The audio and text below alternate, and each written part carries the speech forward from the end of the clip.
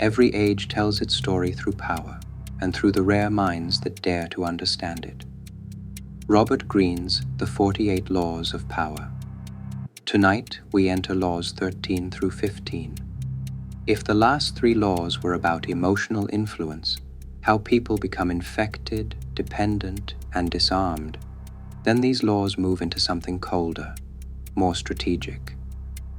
Not emotional control, but survival through information, anticipation, and the willingness to finish what others leave unresolved. Law 13. When asking for help, appeal to self-interest, never to mercy or gratitude. Most people move not because they care about you, but because they recognize something they want for themselves. Law 14. Pose as a friend, work as a spy. Information changes the balance of power long before conflict becomes visible. Law 15. Crush your enemy totally. A wounded enemy waits. A finished enemy cannot return. 3 laws, 1 architecture. Power belongs not to the emotional, but to the one who sees human nature clearly enough to anticipate danger before it fully arrives. Tonight we listen to 2 voices, not to decide who is right, but to see more clearly what truly is. Most people think power belongs to the strong. It does not. Power belongs to the informed. Strength reacts. Information anticipates. The man who knows your fears before you speak them already limits your future. That is why rulers have always feared spies more than soldiers. An army attacks your walls. A spy enters the room long before the war begins. And usually wearing the face of a friend. Of course, open hostility makes people cautious. Warmth lowers the guard. Joseph Devine understood this perfectly. He did not chase Andrew Mellon through persuasion or charm. He studied him first. Servants, habits, preferences, rhythms. By the time they accidentally met in London, Devine already knew the shape of Mellon's taste better than most people who had known him for years. Mellon thought he had discovered a rare compatibility. In truth, he had walked into a carefully constructed mirror. A terrifying kind of intimacy. To be understood by someone without realizing they assembled the understanding strategically. Understanding is always strategic eventually. The more accurately I can predict you, the less freedom you actually possess. Talleyrand understood this too. He cared less about what people said than about how they reacted. One false rumor placed carefully into conversation could expose hidden alliances, fears, ambitions. Reaction reveals more than declaration ever does. Yes, people confess themselves most completely while believing they are merely reacting. Exactly. Which is why contradiction is useful. Schopenhauer understood that irritation accelerates revelation. A calm person edits himself. An angry person leaks. Emotion disrupts performance. Truth escapes through velocity. Which means the self is less stable than people imagine. A little pressure, and suddenly years of restraint collapse into one sentence. Most masks are thinner than they appear. That is why clever rulers test loyalty before crisis arrives. Khosrow understood this perfectly.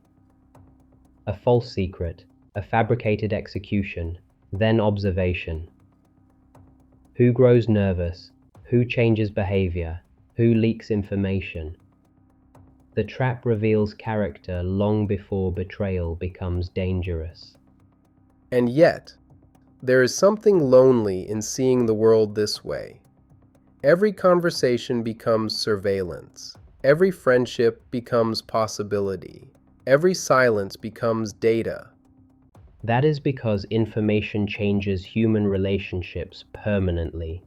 Once you realize how much people reveal unintentionally, you stop hearing conversations the same way. And once you realize how easily perception can be manipulated, you stop trusting sincerity entirely. Sincerity is not the point. Prediction is. This is the mistake sentimental men make with enemies. They imagine conflict ends when victory arrives. Usually it begins there. Xiang Yu defeated Liu Bang repeatedly. Stronger army, greater reputation, more visible courage. Twice he had opportunities to eliminate him completely. Twice he hesitated. Mercy, pride, delay. He wanted superiority to be witnessed. Liu Bang wanted survival. That difference decided China. One man still needed recognition from the room. The other only needed time. Exactly. A wounded enemy calculates differently from a defeated one. Hope transforms humiliation into patience, and patient enemies become dangerous. People remember injury longer than kindness. A humiliated rival reorganizes his life around reversal. History is full of rulers destroyed by enemies they spared too early. And history is equally full of rulers destroyed by becoming unable to stop destroying. Explain. The logic hardens. At first, one eliminates danger. Then uncertainty itself begins to feel dangerous. Then disagreement. Then independence. Eventually, the ruler no longer destroys enemies. He destroys the possibility of surprise.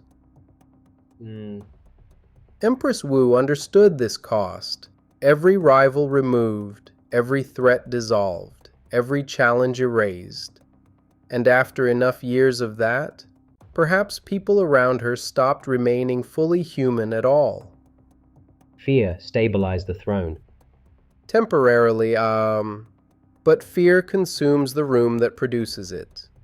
No honesty survives there, only performance. Performance is often enough. Reality is survival. Everything else is commentary layered on afterward. Mao survived because Chiang Kai-shek failed to finish him. Chiang believed weakness meant safety. It did not. A recovering enemy is often more disciplined than before defeat. Pain clarifies. Yes, suffering reorganizes people, sometimes toward wisdom, sometimes toward revenge. Versailles understood neither. Germany was humiliated, but not transformed. So resentment survived without resolution, and children continued wars, their fathers left emotionally unfinished. Then what is your answer? Perhaps not every enemy survives through armies. Some survive through memory. The world does not punish people for being dangerous. It punishes them for failing to understand danger early enough. You've heard both sides. What remains is not said.